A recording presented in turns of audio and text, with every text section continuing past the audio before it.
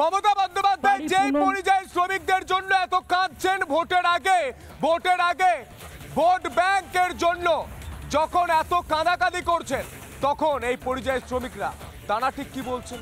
রাজ্যের বিরোধী রাজনৈতিক দল তারা ঠিক কি বলছেন শুনবো।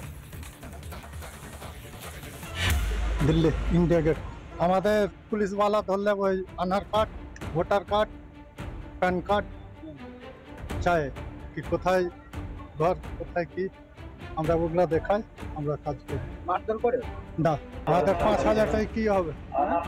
5,000 টাকা থেকে আমাদের সংসার চলবে? যেটা হবে না হলে হবে না। 5,000 টাকাটা কি হবে স্যার? হ্যাঁ, 5,000 টাকাটা কি হবে? 5,000 টাকাটা মাসে বাড়ির ফ্যামিলি খরচা হয়ে যাবে নাকি? কিন্তু এই 5,000 টাকা দিলে তো কারো সংসারই চলবে না। কি করে চলবে? এতে হয় 5,000 টাকার মধ্যে সংসার চলে? 5,000 টাকা কি তাহলে চলবে?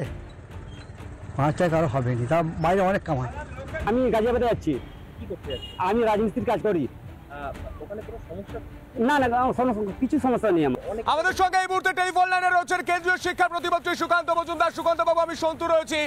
কি বলবেন? মমতা বন্দ্যোপাধ্যায় আজ আবারও বললেন মানুষ বলে মনে করা হচ্ছে না এখান থেকে যারা কাজ করতে গিয়েছেন ভিন রাজ্যে। দেখো সন্তু, মাননীয় মুখ্যমন্ত্রী মিথ্যে কথা বলাতে যে সিদ্ধ হস্ত, সেটা নিয়ে তো দ্বিতীয়বার বা তৃতীয়বার কোনো ডিসকাশনের প্রয়োজন নেই।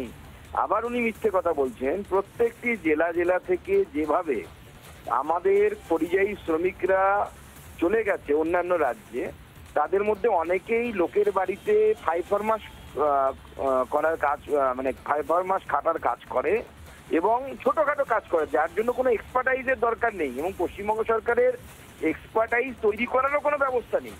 গুজরাট সরকারের আছে।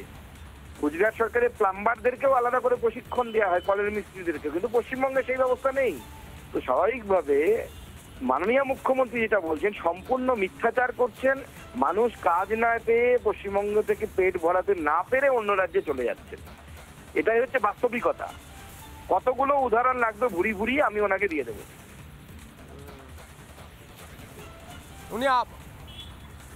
উনি আবারও বলছেন ফিরে আসুন, টাকা দেব, ট্রেনিং দেব, এখানে ভালো থাকতে পারবেন।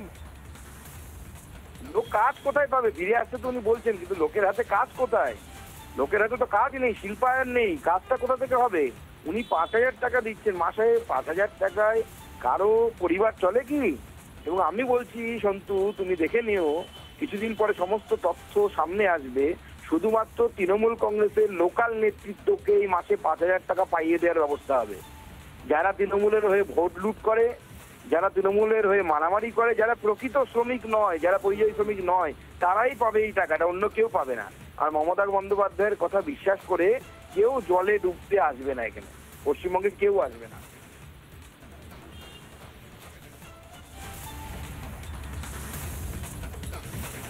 বেশ, অসংখ্য ধন্যবাদ আপনাকে, আপনার গুরুত্বপূর্ণ সময় আমাদের দেওয়ার জন্য। সুকান্ত মজুমদার আমাদের সঙ্গে টেলিফোন লাইনে ছিলেন। তিনি বলছেন মমতা বন্দ্যোপাধ্যায় মিথ্যাচার করছেন এবং কেউ বাইরের রাজ্য থেকে এই রাজ্যে আসবে না, কারণ এই রাজ্যে কোনো কাজ নেই। নানা ধরনের কন্টেন্ট দেখার জন্য লাইক করুন, শেয়ার করুন আমাদের ফেসবুক পেজ, সাবস্ক্রাইব করুন আমাদের ইউটিউব চ্যানেল। পাশাপাশি অন্যান্য ব্রেকিং নিউজের জন্য অবশ্যই চোখ রাখুন রিপাবলিক বাংলায়।